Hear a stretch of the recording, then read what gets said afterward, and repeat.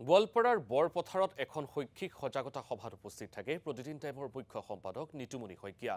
বৰপথাৰ জাতীয় বিদ্যালয়ৰ উদ্যোগত আয়োজিত কৰা হৈছিল এই শৈক্ষিক সভা। বৰ্তমান শিক্ষা ব্যৱস্থা সন্দৰ্ভত বক্তব্য আগবঢ়াই প্ৰতিদিন টাইমৰ মুখ্য সম্পাদকগৰাকীয়ে।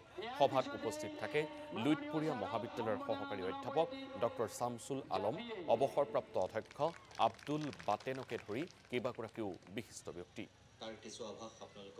মেট্ৰিক পাছ কৰা মানুহজন এটা সময়ত কিমান পণ্ডিত আছিল, কিমান কথা জানিছিল, কিন্তু এতিয়া সেই একেখন অসমতেই মেট্ৰিক পাছ কৰা মানুহৰ কিবা গুৰুত্ব আছে, BA পাছ কৰা মানুহৰ কিবা ভেলু আছে। এতিয়া তেতিয়াৰ দিনত তেখেতৰ যিটো গুৰুত্ব, আজি ইয়াত গন্দাই গন্দাই BA BSc পাছ কৰা মানুহ হয়তো আছে, MA MSc পাছ কৰা মানুহ বহুত আছে, হয়তো ডক্টৰেট ডিগ্ৰী লাভ কৰা মানুহো ইয়াত কম নহয় চাগৈতে। কিন্তু ডক্টৰেট ডিগ্ৰী থাকিলেই তেওঁ সঁচাকৈ এজন স্কলাৰ হয়নে? তেওঁ এজন পণ্ডিত হ'ব পাৰিছেনে? তেওঁ সমাজক সঁচা অৰ্থত গতি দেখুৱাব পাৰিছেনে? এইটো এতিয়া ডাঙৰ কথা। মই ভাবোঁ আমাৰ ব্যৰ্থতাটো হৈছে তাত।